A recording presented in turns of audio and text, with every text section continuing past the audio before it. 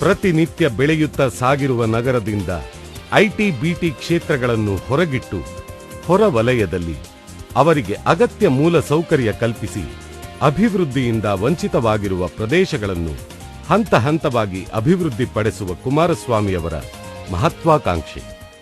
ನಮ್ಮ ಪುಟ್ಟೇನಹಳ್ಳಿಯಲ್ಲಿ ನೀರೆಲ್ಲ ಬಂದು ಮನೆಗೆಲ್ಲ ತುಂಬಿಕೊಂಡು ತುಂಬ ತೊಂದರೆ ಆಗ್ತಾ ಇತ್ತು. ನಾವು ಎಷ್ಟೋ ಜನಕ್ಕೆಲ್ಲ ಮನವಿ ಕೊಟ್ಟು ಯಾರೂ ಏನೂ ಮಾಡಿಲ್ಲ. ಅದರಿಂದ ನಾವು ತಕ್ಷಣ ಹೋಗಿ ಕುಮಾರಸ್ವಾಮಿ ಅವರಿಗೆ ನಾವು ಮನವಿ ಕೊಟ್ಟ ಮೇಲೆ ಅವ್ರದ್ದು ಅವಾಗಲೇ ಬಂದು ಎಲ್ಲ ನೋಡಿ ಅವರ ಅಧಿಕಾರಿಗಳಿಗೆಲ್ಲ ಸೂಚನೆ ಕೊಟ್ಟು ಯಾವುದೇ ಕೆಲಸ ಇದ್ರೂ ಮೊದಲು ನಾವು ಈ ಏರಿಯಾದಲ್ಲಿ ಇದು ಮಾಡಿದ್ವಿ ಅಂತೇಳಿ ಮಾಡಿಸಿ ಎಲ್ಲ ಡ್ರೈನೇಜ್ ಎಲ್ಲ ಮಾಡಿಸಿ ರೋಡ್ಗೆಲ್ಲ ಮಾಡಿಸಿದ್ದಾರೆ. ಮಳೆ ಬಂದರೆ ಸಾಕು, ಬೆಂಗಳೂರಿನ ಹೊರವಲಯದಲ್ಲಿರುವ ಪುಟ್ಟೇನಹಳ್ಳಿ ಮಳೆ ನೀರಿನಿಂದ ಜಲಾವೃತವಾಗುತ್ತಿತ್ತು.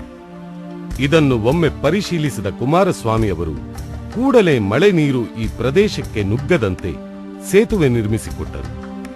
ಇಂದು ಈ ಬಡಾವಣೆಯ ಜನರ ನೆಮ್ಮದಿಗೆ ಕುಮಾರಸ್ವಾಮಿಯವರ ಕಾರ್ಯವೈಖರಿಯೇ ಕಾರಣ. ಈ ಬಡಜನತೆಯ ದೇವರುಗಳಿಂದ ಇವ್ರನ್ನ 2 ಹೊತ್ತು ಗೌರವಯುತವಾಗಿ ಊಟ ಮಾಡತಕ್ಕಂಥ ಕಾರ್ಯಕ್ರಮ ಕೊಟ್ಬಿಟ್ರೆ ನಿಜವಾದ ದೇವರ ಸೇವೆ ಮಾಡಿದಾಗ ಅನ್ನೋದನ್ನ ಹೇಳಿಕ್ಕೆ ಬಯಸ್ತೀನಿ. ಜನತಾ ದರ್ಶನದಲ್ಲಿ ಉದಾರತೆಯಿಂದ ಸಹಾಯ ಮಾಡುವ ಮೂಲಕ ಮಾನವೀಯತೆ ಮೆರೆದ ಕುಮಾರಸ್ವಾಮಿ ಬಡಜನರ ಚಿಕಿತ್ಸೆ ಮತ್ತು ಕಷ್ಟ ಕಾರ್ಪಣ್ಯಗಳಿಗೆ ಸ್ಪಂದಿಸಿ ಮುಖ್ಯಮಂತ್ರಿಗಳ ಪರಿಹಾರ ನಿಧಿಯಿಂದ ತಮ್ಮ 20 ತಿಂಗಳ ಅವಧಿಯಲ್ಲಿ ದಾಖಲೆಯ ಮೊತ್ತ 24 ಕೋಟಿ ರೂಪಾಯಿಗಳನ್ನು ಬಡವರ, ವೃದ್ಧರ, ಅಂಗವಿಕಲರ ಮತ್ತು ದೀನದಲಿತರ ಕಷ್ಟ ನೀಗಿಸಲು ವೆಚ್ಚ ಮಾಡಿದ್ದಾರೆ. ಇದು ಕುಮಾರಸ್ವಾಮಿಯವರ ಹೃದಯವಂತಿಕೆಯನ್ನು ಪರಿಚಯಿಸುತ್ತದೆ. ಈ ಆನ್ಲೈನ್ ಲಾಟರಿ ವಿಚಾರದಲ್ಲಿ ಪೂರ್ತಿಯಾಗಿ ಅದನ್ನು ತೆಗೆದುಹಾಕತಕ್ಕಂಥ ಆಶ್ವಾಸನೆಯನ್ನು ಕೊಟ್ಟು ಮಾತನ್ನು ನಡೆಸಿಕೊಟ್ರು. ನಾನು ETV ಸಂಭಾಷಣೆ ಒಂದು ಆದ ಕಾಲದಲ್ಲಿ ರಾಮಚಂದ್ರೇಗೌಡರು ನಮ್ಮ ಜೊತೆಗಿದ್ದರು. ಅವರು ಲಾಟ್ರಿ ಮಂತ್ರಿಯೇ ಆಗಿದ್ದರು.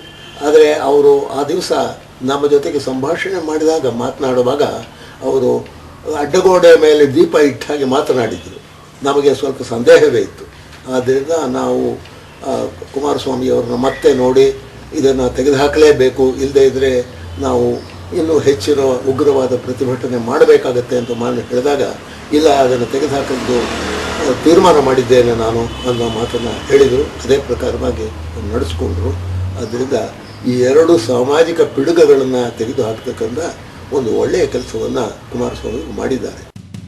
ಶ್ರೀ HD ಕುಮಾರಸ್ವಾಮಿ ಅವರು ತಮ್ಮ ಅಧಿಕಾರಾವಧಿಯನ್ನು ಸಮರ್ಪಕವಾಗಿ ಬಳಸಿಕೊಂಡು ಬೆಂಗಳೂರು ನಗರಕ್ಕೆ 447 ಕೋಟಿ ರೂಪಾಯಿ ವೆಚ್ಚದಲ್ಲಿ ಕುಡಿಯುವ ನೀರು ಯೋಜನೆ ಮತ್ತು 303 ಕೋಟಿ ರೂಪಾಯಿ ವೆಚ್ಚದಲ್ಲಿ ಒಳಚರಂಡಿ ಯೋಜನೆ, ಸಮರ್ಪಕ ವಿದ್ಯುತ್ ಯೋಜನೆ, ಅಲ್ಪಸಂಖ್ಯಾತರ ಧಾರ್ಮಿಕ ಕಾರ್ಯಗಳಿಗೆ ಅನುವಾಗುವಂತೆ 90 ಕೋಟಿ ಮೌಲ್ಯದ 5 ಎಕರೆ ಭೂಮಿ ಮಂಜೂರು, ಬೆಂಗಳೂರಿನ ವಾಹನ ದಟ್ಟಣೆ ಪರಿಹಾರಕ್ಕಾಗಿ ವರ್ತುಲ ರಸ್ತೆ ನಿರ್ಮಿಸಿದ್ದು, ಮಧ್ಯಮ ವರ್ಗದ ಜನತೆಗೆ ಅನುಕೂಲವಾಗುವಂತೆ ಅಕ್ರಮ ಸಕ್ರಮ ಯೋಜನೆ, ಸ್ವಾತಂತ್ರ್ಯ ಯೋಧರಿಗೆ ನಿವೇಶನ ಮಂಜೂರು, ಕೊಳಚೆ ನಿವಾಸಿಗಳಿಗೆ ಹಕ್ಕುಪತ್ರ ವಿತರಣೆ, ಬೆಂಗಳೂರು ಮಹಾನಗರ ಸಾರಿಗೆ ವ್ಯವಸ್ಥೆ ಸುಧಾರಣೆಗೆ ಹೈಟೆಕ್ ವೋಲ್ವೋ ಬಸ್ಸುಗಳ ಆರಂಭ.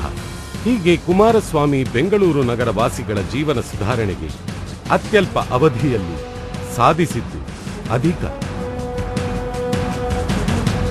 ಕುಮಾರಸ್ವಾಮಿ ಅವರು ಯಂಗ್ಸ್ಟರ್ ಆಗಿರೋದ್ರಿಂದ ಒಬ್ಬ ಯಂಗ್ಸ್ಟರ್ ಕಷ್ಟಗಳನ್ನ ಅವ್ರು ಅರ್ಥ ಮಾಡ್ಕೊಂಡಿದ್ದಾರೆ. ಅವ್ರಗಳಿಂದ ನಾವು ತುಂಬಾನೇ ಅನುಕೂಲ ಪಡ್ಕೊಂಡಿದ್ದೀವಿ. ಒಂದು ಆಲೋಚನೆಗಳು ತುಂಬಾ ಹಿರಿಯ ಆಲೋಚನೆಗಳು ಅವ್ರದ್ದು. ಇವತ್ತು ನನಗೂ ರೆವಿನ್ಯೂ ಸೈಟ್ ಇತ್ತು, ಆ ರೆವಿನ್ಯೂ ಸೈಟ್ ಇವತ್ತು ನನಗೆ ಸಕ್ರಮವಾಗಿದೆ. ಅದರಿಂದ ನಾನು ತುಂಬ ಖುಷಿ ಇದ್ದೀನಿ. ಮತ್ತು ಮುಂದಿನ ಚುನಾವಣೆಯಲ್ಲಿ ಕೂಡ HD ಕುಮಾರಸ್ವಾಮಿ ಅವರು ಮುಖ್ಯಮಂತ್ರಿ ಆಗಬೇಕು ಅನ್ನೋದು ನಮ್ಮ ಇಷ್ಟ. ನಮ್ಮ ಕುಮಾರಣ್ಣವರು ಹಿಂದೆ ಒಳ್ಳೊಳ್ಳೆ ಕೆಲಸ ಮಾಡಿ ಮುಖ್ಯಮಂತ್ರಿ ಆಗಿದ್ದಾರೆ.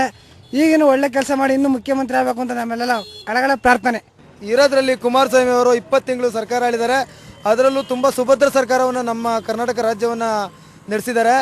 ಇನ್ನು ಮುಂದೆನೂ ಮತ್ತೆ 5 ವರ್ಷ ಸತತವಾಗಿ ಕುಮಾರಸ್ವಾಮಿ ಅವರೇ ರಾಜ್ಯ ಆಳಬೇಕು ಅನ್ನೋದೇ ನಮ್ಮ ಎಲ್ಲ ಆಟೋ ಚಾಲಕರ ಪರವಾಗಿ ನಮ್ಮ ಅಭಿಮತ.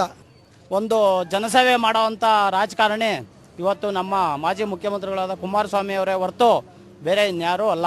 ಕರ್ನಾಟಕ ರಾಜ್ಯ ಕಂಡಂಥ ಯುವ ಮುಖ್ಯಮಂತ್ರಿಗಳಲ್ಲಿ ಅತ್ಯಂತ ಪ್ರಭಾವಪೂರ್ಣವಾದಂಥ ಸಾಮಾನ್ಯ ಜನಗಳ ಮಟ್ಟವನ್ನು ಮುಟ್ಟಿ ಅವರ ನಾಡಿಯ ಮಿಡಿತವನ್ನು ಕಂಡು ಅವರ ಆಗು ಹೋಗುಗಳನ್ನು ಪರಿಶೀಲನೆ ಮಾಡಿದಂಥ ಒಬ್ಬ ಕನಸುಗಾರನ ನಾವು ಕಂಡಿದ್ವಿ.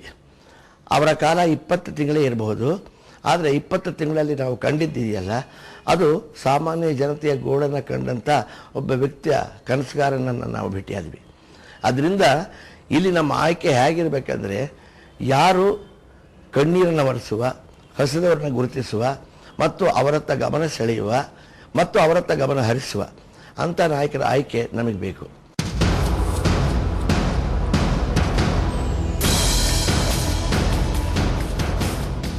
ಅಭಿವೃದ್ಧಿ ಪರ ಯೋಜನೆಗಳಿಂದ ಬೆಂಗಳೂರಿನ ಜೀವನ ಮಟ್ಟದ ಉನ್ನತಿಗೆ ಕುಮಾರಸ್ವಾಮಿಯವರು ಕಂಡಿರುವ ಕನಸುಗಳು ನೂರಾರು. ಅವರ ಕನಸುಗಳನ್ನು ನನಸು ಮಾಡಲು ಪ್ರತಿಯೊಬ್ಬನ ಬೆಂಬಲ, ಆಶೀರ್ವಾದವು ಅತ್ಯಗತ್ಯ.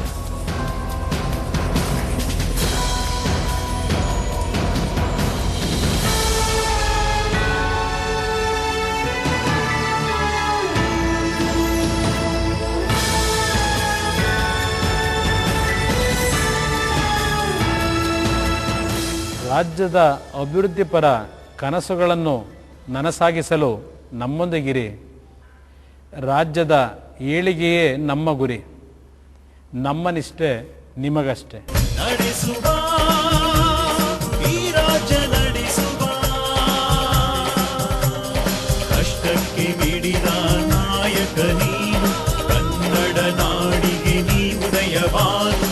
ಕಷ್ಟಕ್ಕೆ ಮಿಡಿ